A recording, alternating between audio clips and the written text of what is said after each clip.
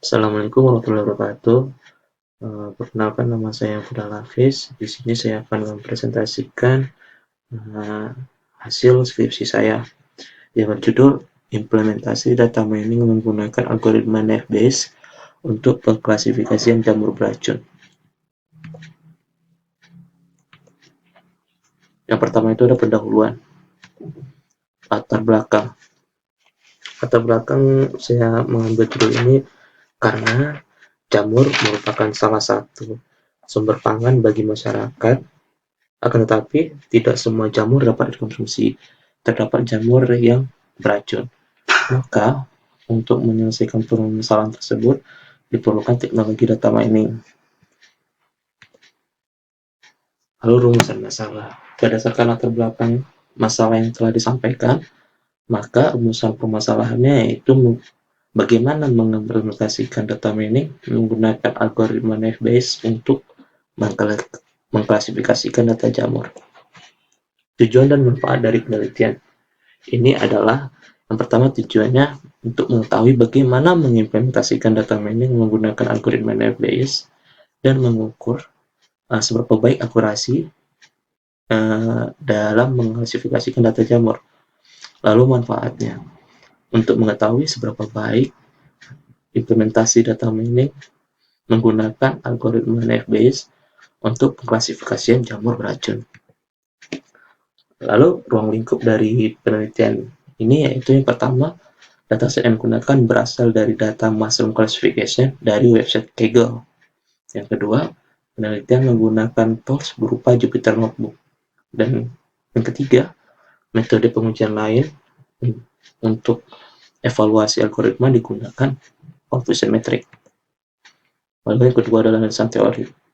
Pertama itu data mining. Data mining adalah serangkaian proses untuk menggali nilai tambah dari suatu kumpulan data berupa pengetahuan yang selama ini tidak diketahui secara manual. Data mining terdapat beberapa tahap.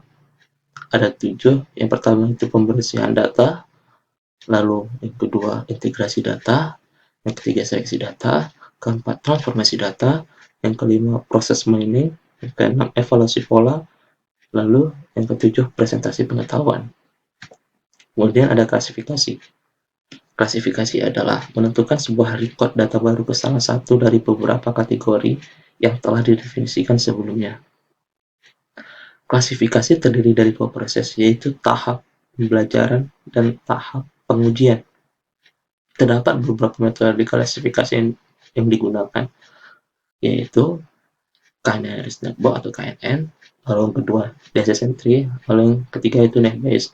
Di sini pada penelitian ini saya menggunakan Naive-Bayes. Lalu yang ketiga Naive-Bayes. Naive-Bayes merupakan metode yang membagi permasalahan ke dalam sebuah kelas-kelas berdasarkan ciri-ciri persamaan dan perbedaan dengan menggunakan statistik yang bisa memprediksi probabilitas sebuah kelas. Yang mana persamaan Naive-Bayes adalah probabilitas X berdasarkan kondisi pada hipotesis C dikali dengan probabilitas hipotesis C atau yang bisa disebut probabilitas prior dibagi dengan probabilitas X atau yang bisa disebut evidence. Dari rumus tersebut menjelaskan bahwa peluang masuknya sampel karakteristik tertentu dalam kelas C yang biasanya disebut itu posterior adalah peluang munculnya kelas C sebelum masuknya sampel tersebut seringkali disebut prior dikali dengan kemunculan karakteristik sampel pada kelas C disebut juga likelihood dibagi dengan peluang kemunculan karakteristik secara global itu juga disebut evidence. Maka dapat disederhanakan yaitu posterior sama dengan prior dikali likelihood dibagi dengan evidence. Untuk nilai evidence selalu tetap untuk setiap kelas pada satu sampel. Lalu confusion metric. Confusion metric berfungsi untuk mengevaluasi, mengukur kinerja model algoritma yang telah dibuat. Karena confusion metric merupakan alat yang berguna untuk menganalisa seberapa baik pengklasifikasi dapat mengenali fitur dari kelas yang berbeda. Terdapat 4 istilah sebagai representasi hasil dari confusion metric. Keempat istilah tersebut adalah true positive, true negative, false positive, dan false negative.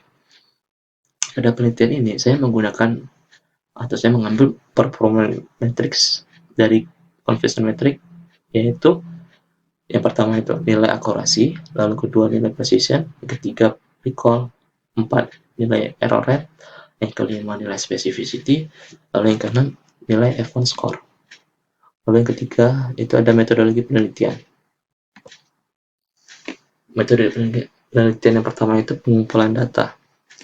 Pengumpulan data pada penelitian ini menggunakan data yang ada pada website Kaggle.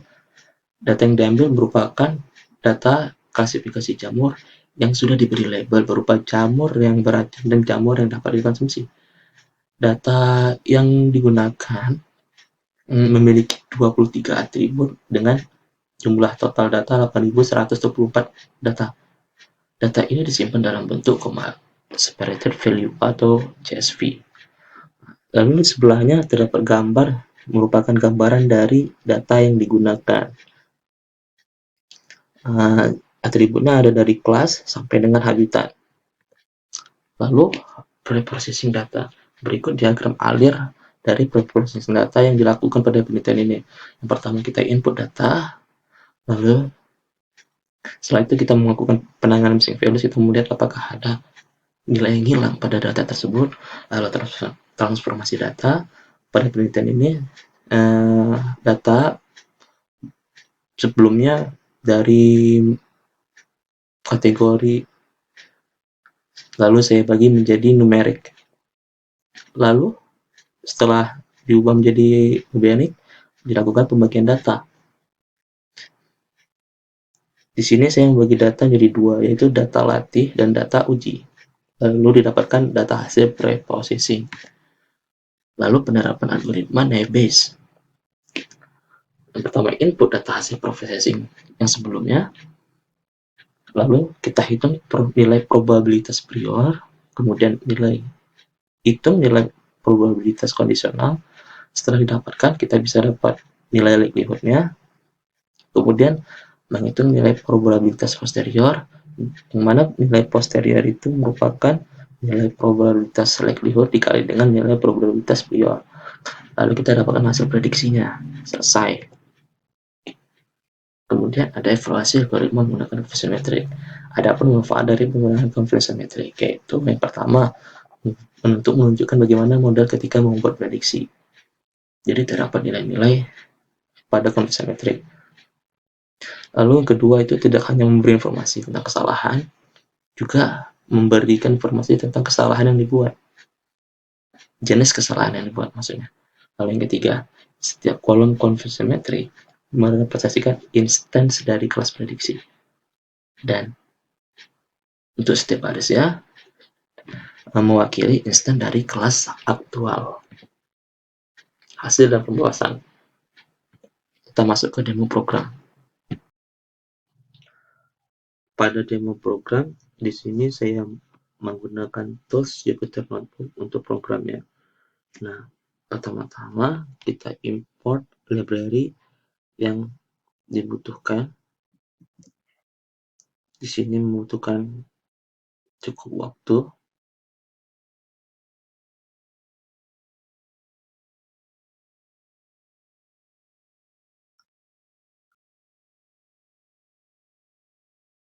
Setelah import library, lalu kita input data mushroom classification yang akan digunakan. Setelah itu kita lihat bentuknya ada 8.124 data dengan 23 kolom. Berikut head dari data yang digunakan. Lalu kita lakukan penanganan missing values, kita lihat apakah terdapat nilai yang hilang. Dapat kita lihat di sini tidak ada nilai yang hilang, tidak ada missing values, 0 semua.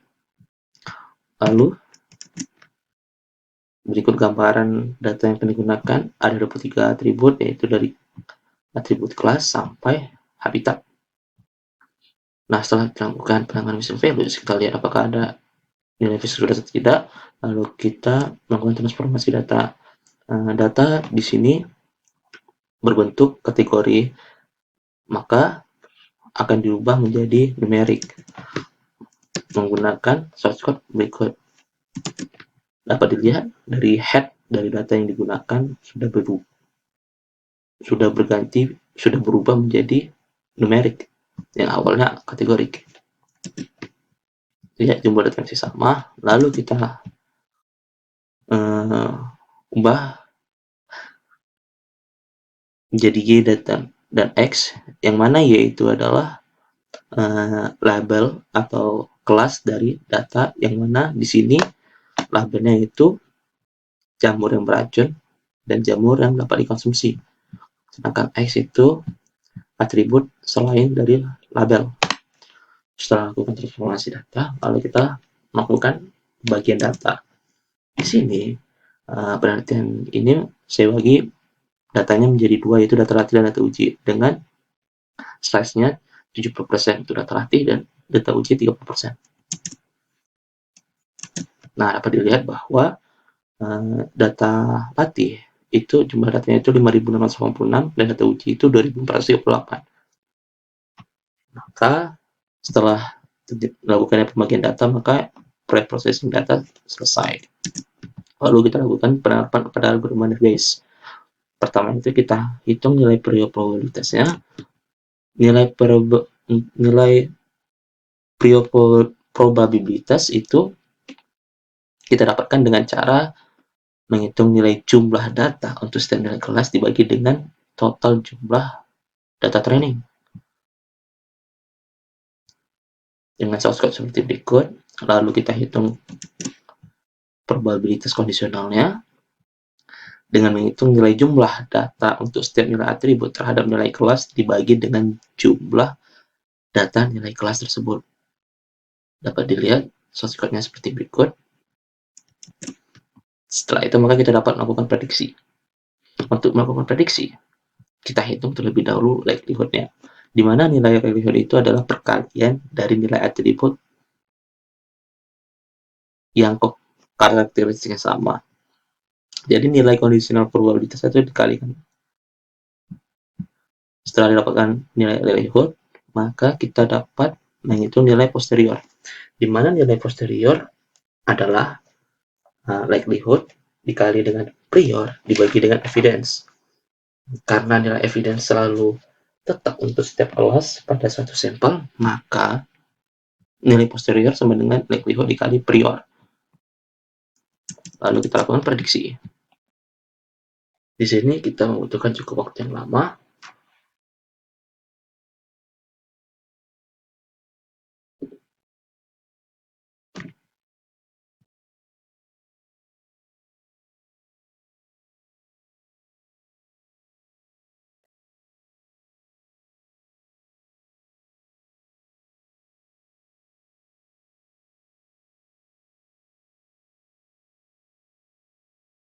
Setelah itu kita lakukan scoring.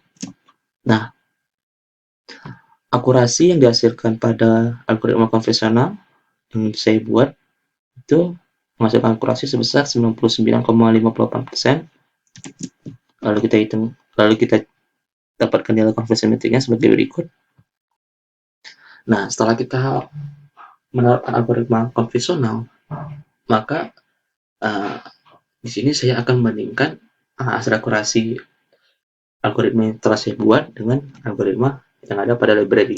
Pertama kita import terlebih dahulu library-nya, oke, kemudian kita lakukan scoring. Nah, akurasi skor yang dihasilkan pada algoritma library itu sebesar 92,53%. Terdapat perbedaan sekitar 7% dan nilai konversi metriknya seperti berikut. Lalu kita kembali ke PowerPoint.